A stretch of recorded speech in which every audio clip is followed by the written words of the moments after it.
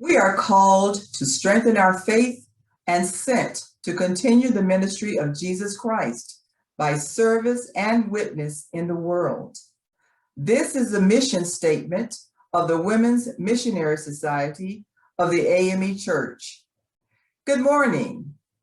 My name is Mary Eubanks Dickerson, and I am a Tennessee Conference WMS Silver Torchbearer. Today, I will be narrating a brief history of the Women's Missionary Society. Out of a young denomination with male-dominated leadership sprang two missionary societies, both operationally and financially autonomous. Both the Women's Parent Mite Missionary Society and the Women's Home and Foreign Missionary Society raised and dispersed their own funds to be distributed to people and projects of their choice. Missionary was a misnomer. These women supported female preachers, funded educational initiatives, and supported church growth in the Americas and in Africa. Evangelists Amanda Berry Smith and Nora F. Taylor were both prominent preachers and involved in the WPMS, from which they drew support for their preaching. Charlotte Monnier, a missionary, facilitated a girls' education project in South Africa. The WHFMS also became a venue for women seeking ministerial recognition. The rise of women's missionary societies intersected with the increase of female preachers. Founded on May of 1874, the Women's Parent Mite Missionary Society focused their missionary efforts on the Caribbean, South America, and West Africa. General Officer and later Bishop Benjamin T. Tanner organized bishops' wives to address the AME mission in Haiti.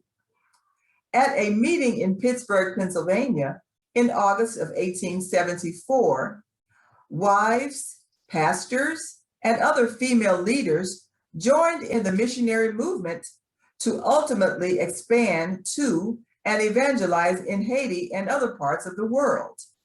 In fact, expansion into Haiti and Sierra Leone is a lasting legacy of the WPMS. At this same meeting, it was decided that this new society would organize subordinate societies within congregations. The four founders included Mary A. Campbell, wife of Bishop Jabez P. Campbell, Mary L. Brown, wife of Bishop John M. Brown, Harriet A. Wayman, wife of Bishop Alexander Wayman, and C. M. Burley, wife of General Officer John W. Burley. Mary A. Campbell would serve as the first WPMS president. In practice, the authority of a bishop would transfer to his wife in the WPMS context. This would happen to such a degree that wives would be addressed as Mrs. Bishop. The first connectional convention occurred at Bethel AME Church in Philadelphia in November of 1895, where President Sarah E. Tanner presided. The WPMS was viewed as an auxiliary of the Department of Missions, which came with the expectation that women's missionary societies, the Women's Parent Mite Missionary Society, and the Women's Home and Foreign Missionary Society would raise funds for the agency. Conversely, there were efforts to hand the missionary department to the women of the church with a separate board to supervise activities.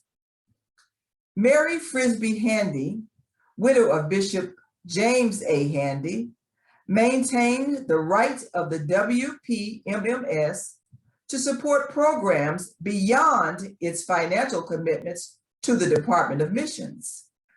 The Women's Home and Foreign Missionary Society spread primarily in southern states and aided AME church development in South Africa.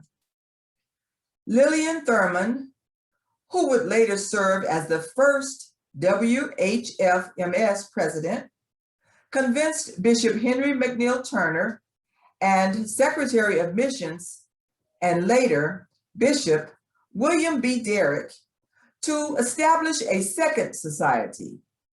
This organization, however, was not comprised of bishops' wives, but of lay and women with no Episcopal ties. The first president was an evangelist, and her successor was married to a businessman. Despite its distinct mission, the WHFMS was wrongly viewed by some as an auxiliary of the WPMS. The General Conference of 1896 formally launched the WHFMS, after which Lillian Thurman traveled the South to spearhead local and regional WHFMS affiliates. The Society's second president, Sarah Duncan, provided the General Conference of 1900 with its first quadrennial report. The two missionary organizations petitioned the General Conference of 1912 to allow representation on the missionary board and an official periodical of the Women's Missionary Society, edited by a woman. Another proposal called for the Voice of Missions to stand as the official periodical for the two organizations. One bill called for a women's missionary department.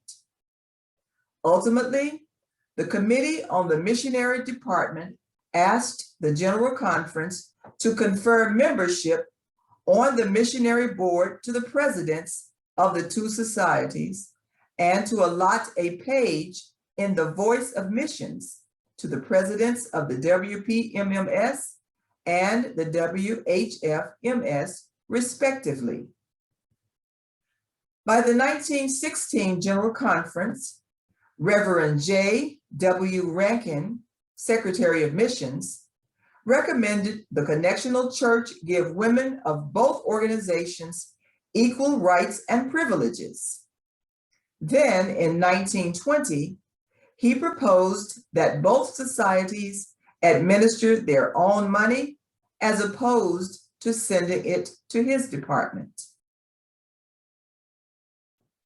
At the 1944 General Conference in Philadelphia, Bishop Monroe H. Davis, speaking for the Council of Bishops, recommended the merger of the two missionary societies, making Lucy Hughes the president of the newly formed Women's Missionary Society. Happy Missionary Day to one and all. May God bless and keep you as you continue to do His work. Amen.